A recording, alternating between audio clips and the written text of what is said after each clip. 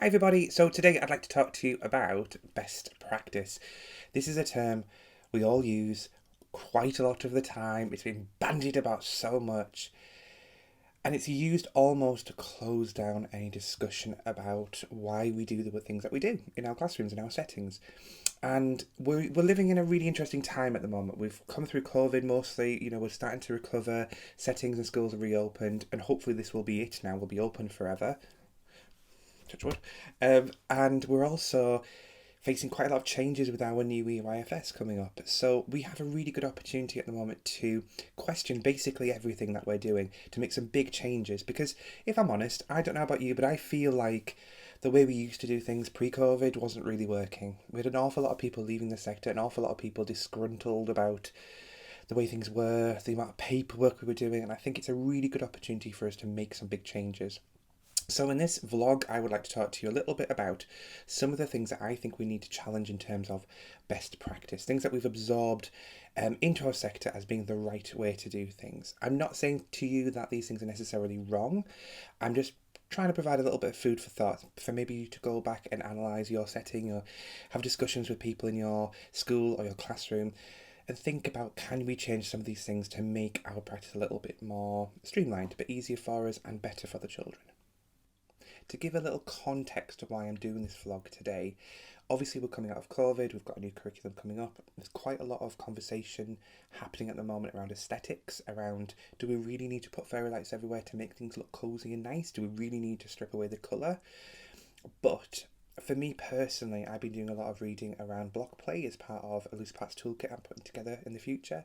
And I read a really good introductory chapter by Tina Bruce, and she talked about how we define ourselves as adults in the room. So we've got people on one end of the spectrum who are practitioners, people who have done their training, they've had some amazing experiences over the years, but they've built up their knowledge of how we operate within an earlier setting based on their experiences within it. And I've worked with plenty of people like that, and don't get me wrong, they're really experienced and they're fantastic. But sometimes when you want to make changes with those people based on something you've seen elsewhere or on some reading, it can be quite tricky.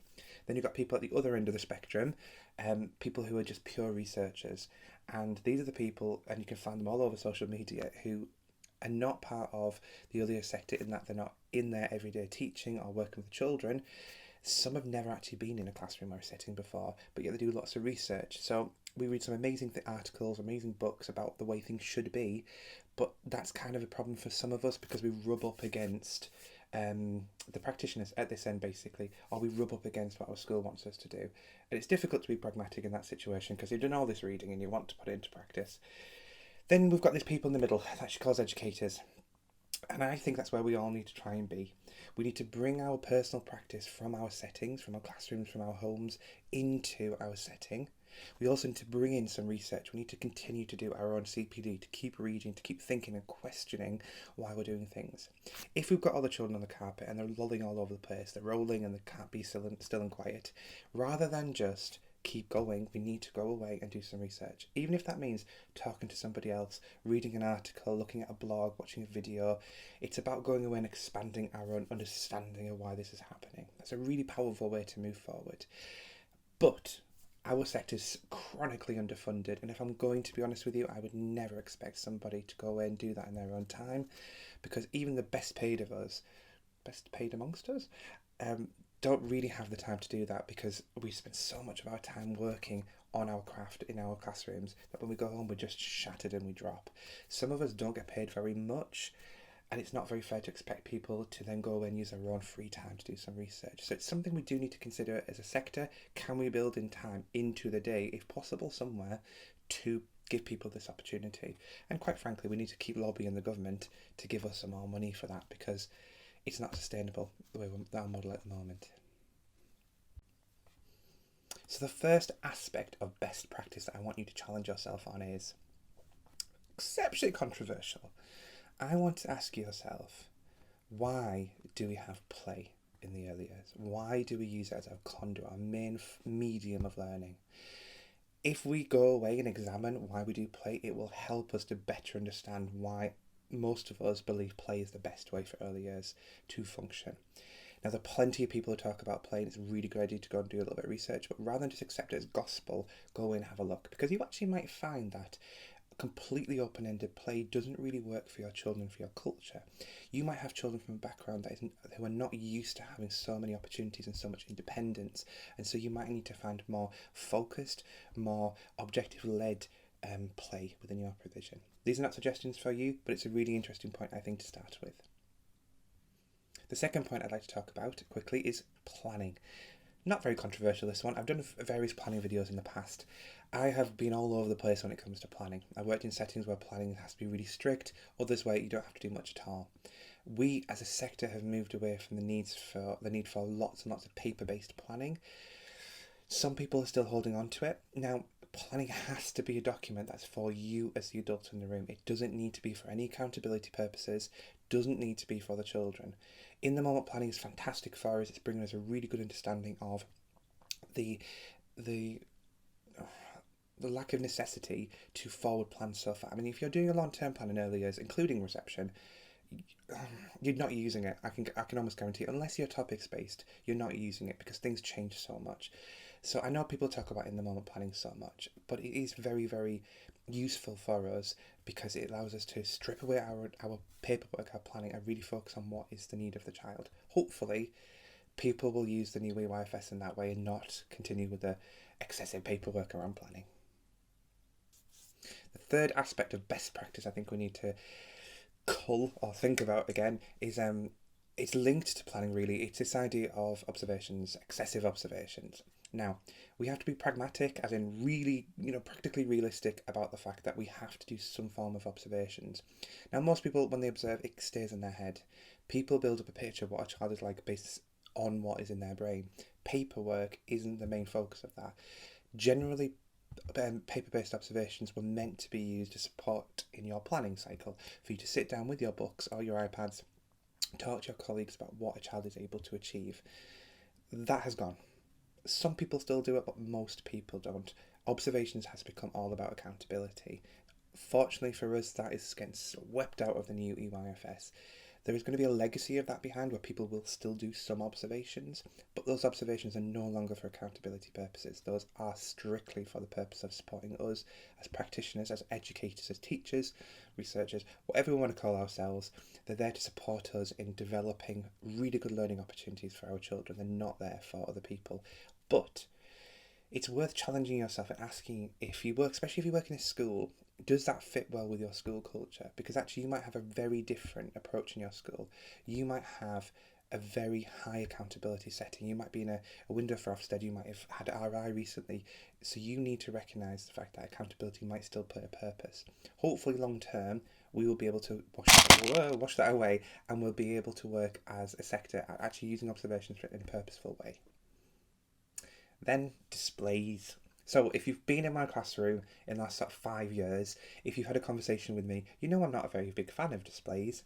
And it's quite gradual. I think displays really become useful when children are able to read by themselves independently. I also think that it can be very useful as working walls as children get a little bit older. And I think there can be a really good extension of provision. As in, you might have, I know, just some general flashcards up there or some numbers, which is a really strange thing for me to say considering my ethos, but that's for older children. I'm talking sort of year 2, year 3 onwards. Generally, my feeling about displays is they're very rarely purposeful, and I've done everything to fit this round peg in a square hole so many times. A few years ago, I painted most of the display boards in nursery, and I kept the ones that I knew were necessary for my school culture, because we do read writing, and it was necessary to have a board to support that. I had another display board because I appreciate the need to demonstrate some learning, but most children don't really look at display boards, in my experience, and the research I've done around this generally says that the project boards are quite useful, working walls are quite useful, but they're not seen as specifically a really good approach to demonstrating learning or being part of the active learning. They're better for accountability and demonstrating learning. Your school or your setting might be completely different. You might find that your children really look at those pictures every day and go, oh, look what I did yesterday. I'm going to go and do the same thing again tomorrow. I doubt it. Part of displays I will mention really quickly, and this is not a criticism, but if you're moving away from or you have neutral displays, something like Hessian or brown paper. Why? Not saying it's wrong, but if you can't explain why, it's time to go away and look up that research. You might find from a practical point of view, and I have as well, that having a neutral background allows the things on top to pop out. But then I want you to think about the wider issue here is when things pop out, do children still see them? Or is it just for parents and practitioners and your head teacher and Ofsted? Who is it for, really? And the last aspect I want to talk about is neutral versus colour. So, I can't tell you how many settings I've been to and people tell me, oh, we've worked really hard and we're moving away from colour and towards natural. And I smile because truthfully, I think it looks beautiful. But it's not my room. And in fact, actually, it doesn't belong to the adults either. It belongs to the children. I never ask them why they're doing it. I always think it because usually I hear how much it's cost. In one setting, I actually walked past a skip where they'd thrown out all of their colourful things. There were some Care Bears there. Not gonna lie, I asked if I could take them. I did take some. But if we're doing this, if we're moving away from colourful things, does it work for our culture? Does it work for our children? Is it actually more calming? Because if you look at the research, and I've looked at quite a lot of research around this, I don't find it as convincing based on my culture within my school. I don't find that it's the most useful way. I think it's important to still have elements of colour.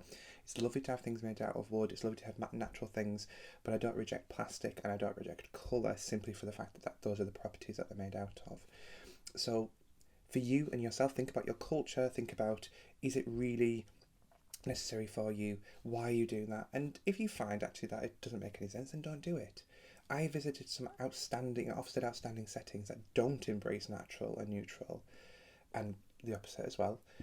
But I've also visited some places that are just generally outstanding, beyond Ofsted outstanding. Places where the learning is happening, the children are really engaged and everyone's happy and learning really well. And they've got plastic toys and colourful walls. And there's nothing wrong with that if it works for you and your culture. So guys, those are just a few things, a bit of food for thought that I think we need to think about in terms of challenging best practice. I mention this term culture quite a lot. Now, if you are interested in this, go to my website.